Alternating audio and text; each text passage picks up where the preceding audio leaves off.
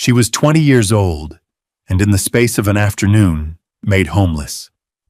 With no family left to her, no inheritance of note and no plan for the future, she was left with only her father's oddly insistent words and a small, perfectly balanced stonemason's hammer. Her brothers had taken the estate, the house, the tenants, and the money, and with a solicitor's formal cruelty, had deeded to her the one parcel of land nobody wanted, a dry well on a quarter-acre of gorse-choked ground near the village of Canwick. But what her greedy brothers and the solicitor and the whole of Staffordshire County did not know was that a secret lay at the bottom of that well, a legacy of stone and gold placed there by a father who knew his sons' hearts and his daughters' hands. Stay close, settle in for this story, and let us know in the comments where in the world you are watching from.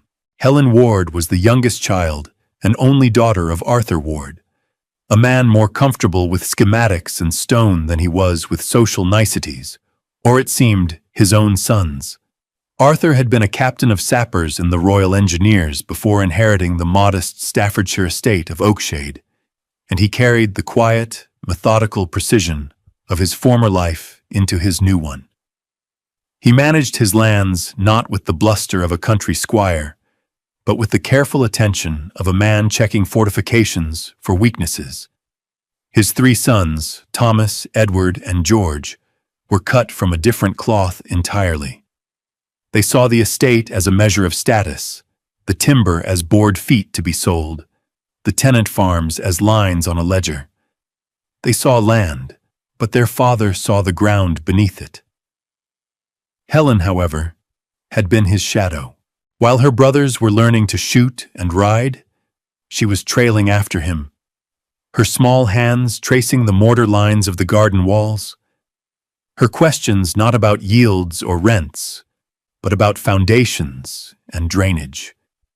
He spoke to her of stress and load, of the patient way water could defeat stone, and of the simple, honest strength of a well-laid course of brick. Her mother had died when she was 6, a quiet fading that left a house full of men who did not know what to do with a girl.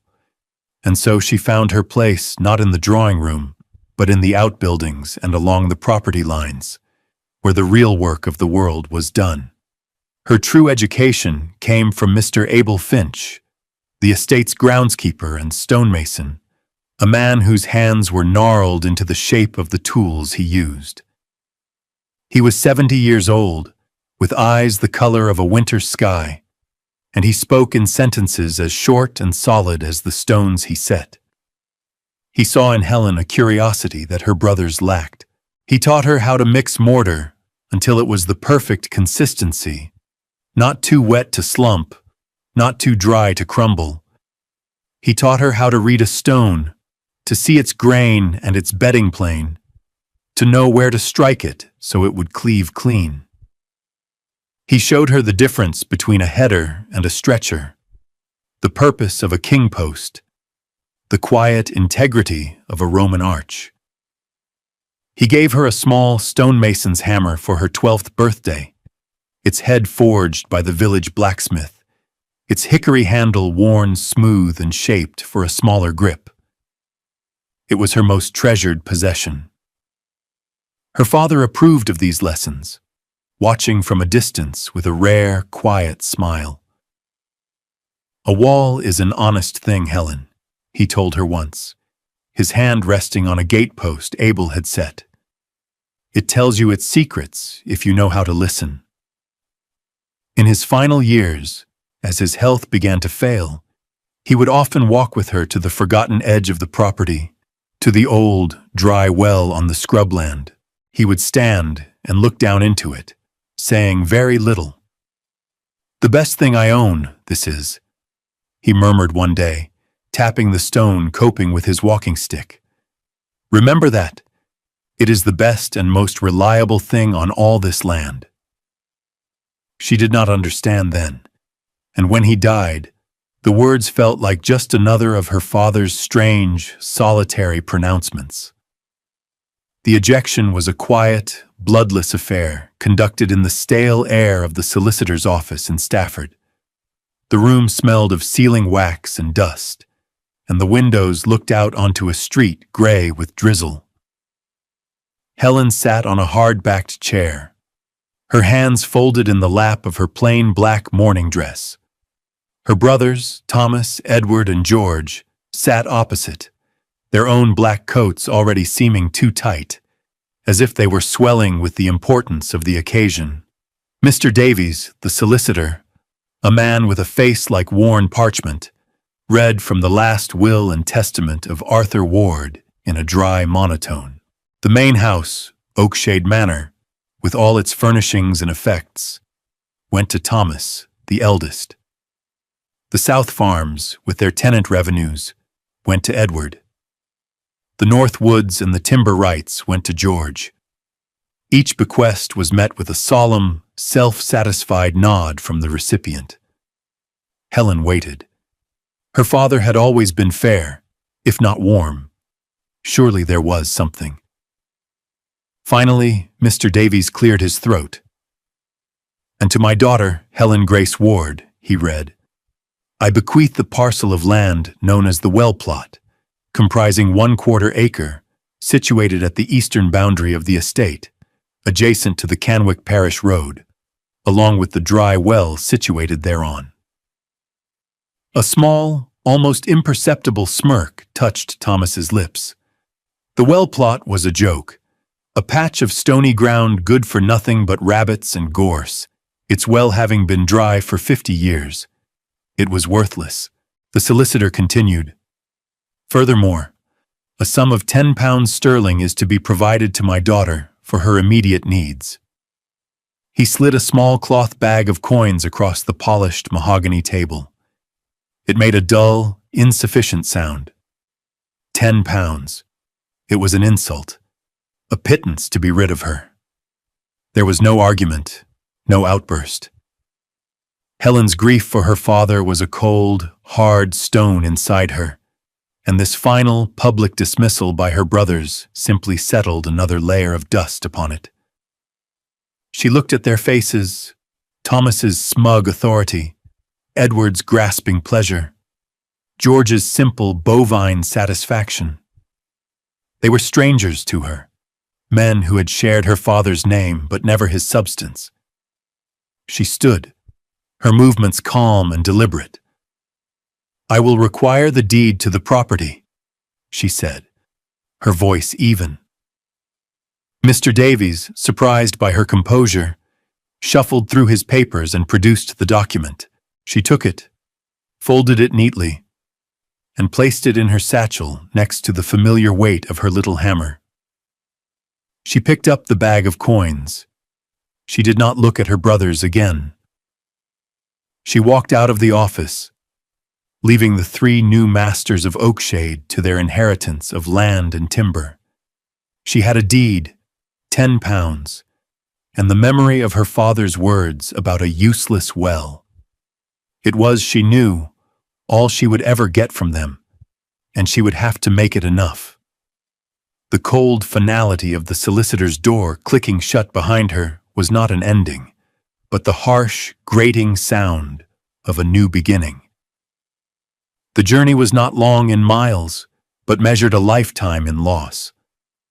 From the grand stone gateposts of Oakshade Manor to the edge of Canwick Village was less than 2 miles, a distance she had walked 100 times. But this time, she was not walking out for a ramble. She was walking away for good.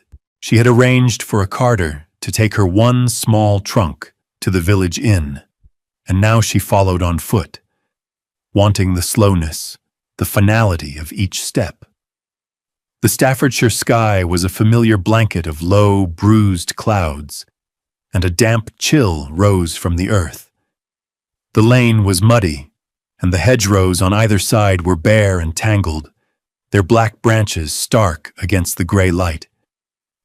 She walked past fields that had belonged to her father, fields her brother Edward now owned, where winter wheat lay dormant under the damp soil. She saw the copse of ash and oak that was now George's, its timber waiting for the axe. She passed a tenant cottage where a woman she had known her whole life, Mrs. Albright, was hanging out, washing in the damp air.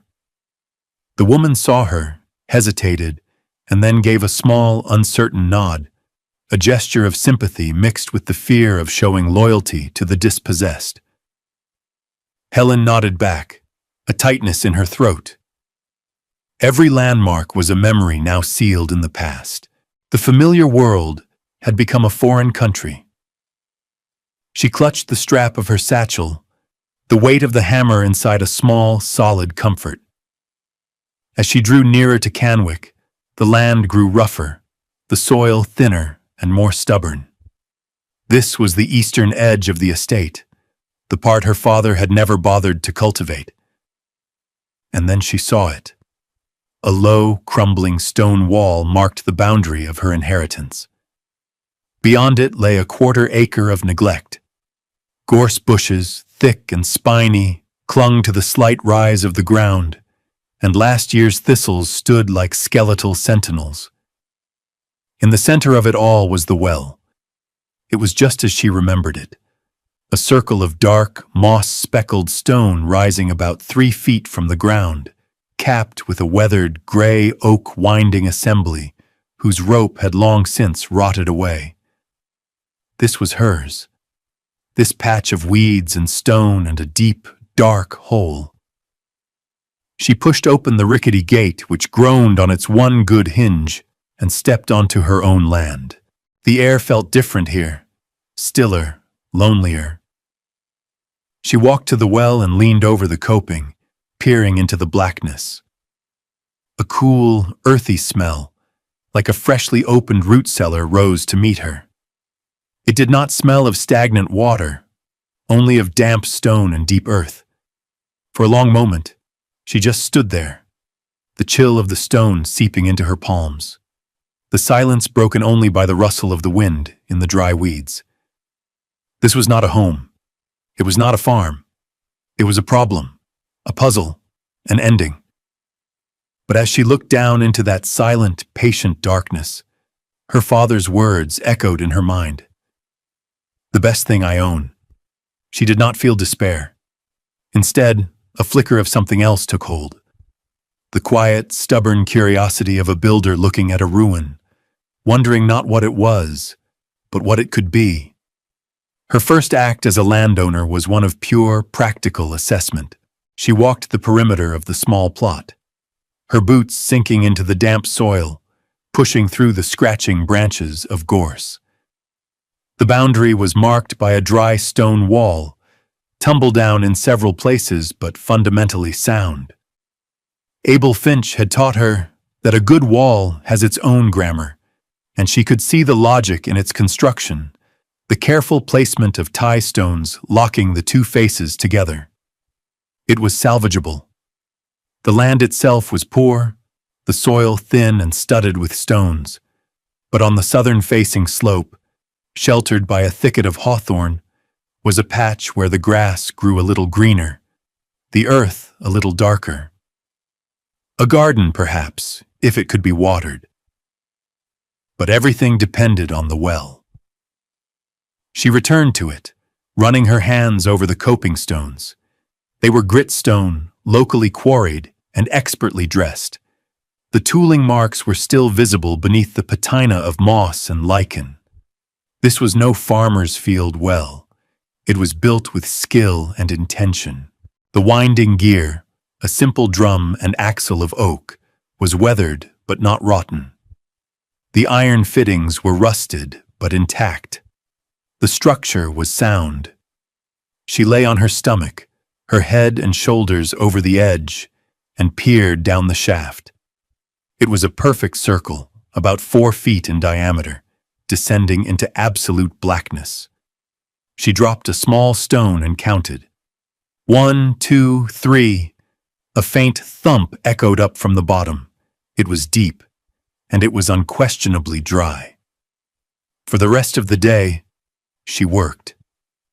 She went into Canwick and used a few of her precious shillings to buy a length of sturdy rope and a pulley from the ironmonger, and a bucket and a lantern from the general store.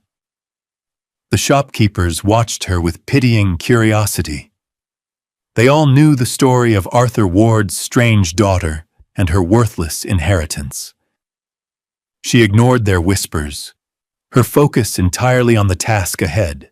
Back at the plot, she rigged the pulley to the oak crossbeam of the winding gear, threaded the rope, and tied one end securely around her waist, looping the other several times around the drum for friction. It was a makeshift but effective system. She lit the lantern and lowered it into the shaft, watching the small circle of light descend, illuminating the stone lining. The walls were slick with dampness, but not streaming with water. The construction was impeccable, each course of stone laid with a precision that spoke of military engineering. Her father's hand was in this. She felt it. The lantern reached the bottom, revealing a floor of rubble and dirt. With a deep breath, she began her own descent. Bracing her feet against the curved walls, she walked herself down, hand over hand, the rope biting into her palms. The air grew colder, smelling of stone and deep time. She was not afraid. She was a mason's apprentice, inspecting a piece of work. This was familiar territory, a place of logic and structure, more comprehensible to her than the solicitor's office had been. She was home. She had descended about 30 feet, a little more than halfway, when her searching hands found it. One section of the wall felt different. The mortar joints were thinner, the texture finer than the coarse lime mortar used elsewhere. The stones themselves, a set of 3 dressed blocks forming a neat rectangle, were not quite flush with the surrounding courses. They were set back by less than 1/4 of an inch, a detail no one would ever notice unless they were feeling for it. She paused, her feet braced, her heart starting to beat a little faster. She pulled the small hammer from her satchel. Its familiar weight was a comfort in the darkness. She remembered Abel's lesson. Listen to the stone. A solid wall sounds dead. A hollow place sings. She tapped the center stone gently. Thud. She tapped the one next to it. Thud. She tapped the stone in the middle of the strange section. It made a distinctly different sound. A hollow, resonant thunk. A song. Taking the chisel end of her hammer, she began to carefully work at the fine mortar joint. It was hard but brittle, chipping away in small pieces. It was cement, not lime mortar, a material her father had often praised for its strength and water resistance. After 10 minutes of patient work, she had cleared enough of the joint to pry the tip of her hammer into the gap. She levered it gently. The stone didn't move. She put more weight on it, and with a low groan of protest, the block shifted inward. It was not a stone. It was a plug. Behind it was a dark cavity. Her hands trembling slightly, she reached inside and felt the cold, smooth surface of a metal box. It was heavy. With some effort, she managed to draw it out. It was a tin deed box, about 1 foot long and 8 inches wide, sealed with a thick layer of wax around its lid. She secured it in a canvas bag tied to her belt, replaced the stone plug as best she could, and began the slow, arduous climb back to the surface. Pulling herself over the coping stone, she collapsed onto the grass, breathing heavily. The tin box a cold, hard weight against her. She sat there for a long time. The gray sky above, the silent earth below, and held the secret of the well in her hands. With the edge of her hammer, she broke the wax seal and pried open the lid of the tin box. The contents were packed tightly, cushioned with oilcloth. On top lay a sealed envelope, her name, Helen, written on it in her father's neat architectural script. Beneath it, she felt the unmistakable, heavy, reassuring heft of stacked coins in canvas bags. She lifted one out. It was heavy, far heavier than the 10 pounds from the solicitor. She loosened the drawstring and poured a cascade of gold into her palm. Sovereigns, bright and clean, each one stamped with the Queen's profile. She counted the coins in the first bag. 50. She opened the others. There were 5 bags in total. 250 gold sovereigns. A fortune. It was more money than she had ever imagined seeing in one place. For a moment she felt dizzy, the reality of it too vast to comprehend. This was not just survival. This was a foundation. This was the means to build a life. Finally, her hands shaking slightly, she picked up the letter. She broke the seal and unfolded the single sheet of paper. The letter was dated 6 months before her father's death. "My dearest Helen," it began. "If you are reading this, then I am gone, and your brothers have proven to be the men I always knew they were. I am sorry for the manner of this inheritance, but it was the only way I could ensure it reached you, and only you. Your brothers see land as power, but you, like me, see it as potential. They would have squandered this on frivolities. You will build something with it. In my time as a sapper, I learned that the safest place to hide something of value is not in a locked room or a buried chest, but in a place of such obvious worthlessness that no one ever thinks to look twice. Everyone in the county knows this well is dry. No one would ever think to go down it. The money here, 250 sovereigns, is the result of my own savings over many years, separate from the estate.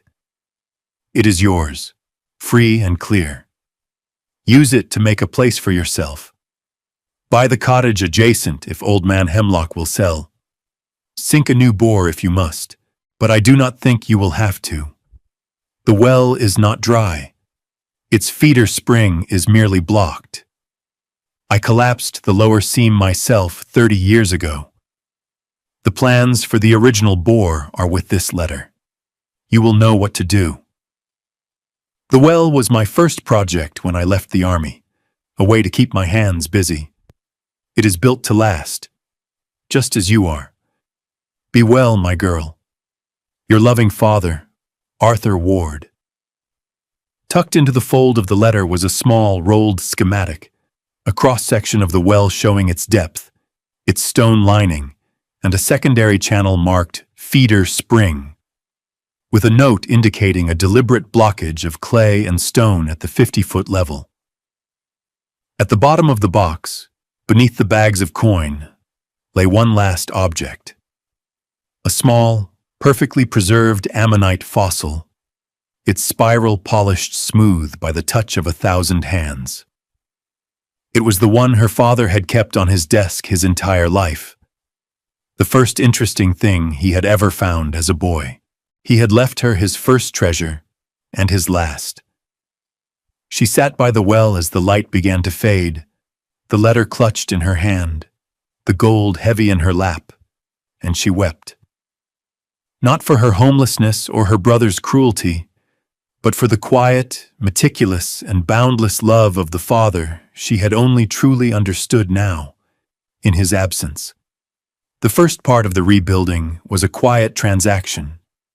Helen, dressed in her best remaining gown, went to see Mr. Hemlock, the elderly farmer who owned the dilapidated cottage and the acre of land that bordered her well plot. The cottage had been empty for years, its windows boarded up, its thatch roof sagging. Mr. Hemlock, a man whose face was a map of cynical disappointments, was surprised to see her. He was even more surprised when she made him an offer. She laid 20 gold sovereigns on his kitchen table. His eyes, accustomed to seeing the world in terms of shillings and pence, widened. He had thought the cottage and its sour acre were worthless.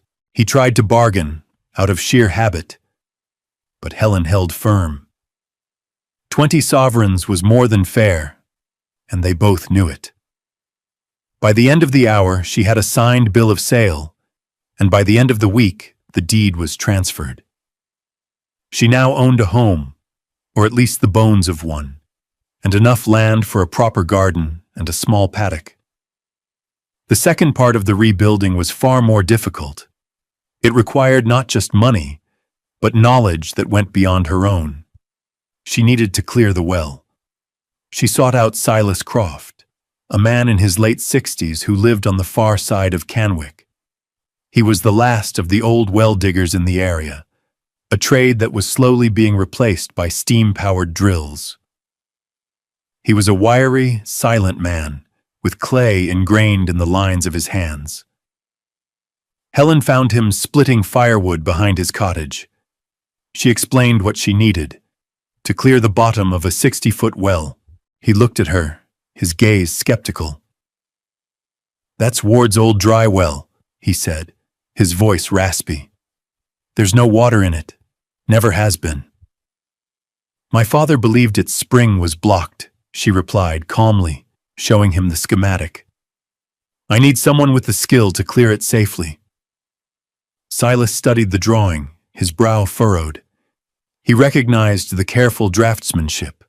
He looked from the paper to the young woman standing before him, poised, serious, and clearly not one to be trifled with. He was intrigued despite himself. "It's dangerous work," he said. "It'll cost you, and I'll need my son, David, to help." "I will pay you fairly for your time and your expertise," Helen said. He named a price that was high, expecting her to bargain. She simply nodded. "When can you start?" The next morning, Silas and David Croft arrived at the well plot with a cart full of equipment: heavy timbers for a proper winch, thick ropes, specialized buckets, and miners' lanterns. David, a strong young man of Helen's age, was as skeptical as his father had been, but he held his tongue. For the next week, the three of them worked. Silas, with his lifetime of experience, directed the operation from the surface, managing the winch and the ropes with practiced economy. Helen and David took turns being lowered to the bottom. Down in the cold, dark shaft, they filled bucket after bucket with the dirt, rubble, and compacted clay that her father had used to block the spring. It was back-breaking, claustrophobic work. They communicated with a series of tugs on a signal rope. 1 tug, haul up. 2 tugs, stop. 3 tugs, emergency. David, who had initially been dismissive of her, soon came to respect her stamina and her surprising knowledge of stonework. She was not afraid of the dark, the dirt, or the hard labor. She worked as his equal. On the 5th day, as Helen was digging at the last of the clay plug, she felt a change in the texture of the earth. It grew soft, then muddy. A moment later, with a low gurgle, a trickle of cold, clear water began to seep from the rock seam. "Water!" she called up, her voice echoing in the shaft. "We've found water." By evening, there was a foot of it at the bottom. By the next morning, there were 6 feet. The well was no longer dry. With the well restored and the cottage secured, Helen's life began to take on a new shape, one defined not by what she had lost, but by what she was building. The water from the well was cold, clear, and abundant, and news of it spread through Canwick. The village pump often ran low during the dry summer months, its water brackish and tasting of iron, but Helen's well, fed by a deep, reliable spring, never faltered. It became a resource, and through it, she became part of the community. It began with small exchanges. Mrs. Gable, the baker's wife, whose bread was the pride of the village, found her own well struggling. She approached Helen hesitantly one afternoon, offering a trade. A large loaf of her finest bread every day in exchange for 2 buckets of water for her dough. Helen agreed immediately. Soon others followed. Mr. Price, the blacksmith, whose forge consumed a great deal of water for quenching hot metal, offered to repair and strengthen the well's old iron winding mechanism. He spent a full day at his forge, crafting new brackets and a new handle, and when he was finished, he refused any payment beyond a handshake and the right to draw water when he needed it. The well became a quiet hub of village life. People didn't just come for water. They stopped to talk, to pass on news, to watch Helen as she worked on her cottage and her garden. She hired Silas and David Croft again, this time to help her with the cottage. With their help and the knowledge she had from Mr. Finch, she learned to rethatch the roof with local reed, to mix lime plaster for the interior walls, and to reglaze the old leaded windows. She worked alongside them every day, her hands becoming calloused, her face browned by the sun. People in the village grew accustomed to the sight of her, her hair tied back, a smudge of dirt on her cheek, hammering a lath or carrying a hod of mortar. They stopped seeing her as the squire's disinherited daughter and started seeing her as Helen Ward of Spring Well Cottage, a name that seemed to rise up from the community itself. She planted her garden on the south-facing slope, turning over the stony soil and enriching it with manure from a neighboring farm, paid for with a few shillings. She planted potatoes, cabbages, beans, and herbs. The constant supply of water from the well meant her garden thrived, while others struggled in the dry spells. She was no longer just surviving. She was producing. She had an abundance. She had a home. People knew her name. And when she walked into the village, they greeted her not with pity, but with a nod of plain, earned respect. She had become a fixture of the place, as solid and dependable as the stone walls of her well. One cool evening in late autumn, a year after she had been cast out, Helen stood by the well. The day's work was done. The cottage behind her was warm and bright, a thread of smoke rising from its newly repaired chimney into the twilight sky. The garden was put to bed for the winter, its beds neatly mulched. The new winding mechanism on the well was silent and strong, its oak handle smooth and dark with linseed oil. A bucket of clear, cold water sat on the coping stone, a perfect circle of evening sky reflected in its surface. In one hand, she held the small, balanced stonemason's hammer that Abel Finch had given her, its handle now worn to the shape of her own grip. In the other, she held the polished ammonite fossil her father had left her, its ancient spiral cool against her palm. She thought of the two men, her father and the old stonemason, who had taught her to see the world not for what it appeared to be, but for its underlying structure, its hidden strengths, its secret songs. They had given her the vision to see a foundation where others saw only a ruin. Her brothers, she had heard, were already quarreling over timber rights and property lines, their inheritance already a source of discord. They had seen a dry well and a useless patch of scrub and dismissed it. Her father had seen a fortress, a legacy built of stone and water and love, and he had hidden the key in plain sight, knowing that only she would have the skill, the patience, and the heart to find it. Helen Ward had been 20 years old and homeless. She had 10 pounds to her name, and she was given a dry well. It was the greatest inheritance she could have ever received. What we throw away, what we overlook, often holds the very thing we need most. It is the forgotten attic, the overgrown garden, the story of an elder we never took the time to listen to.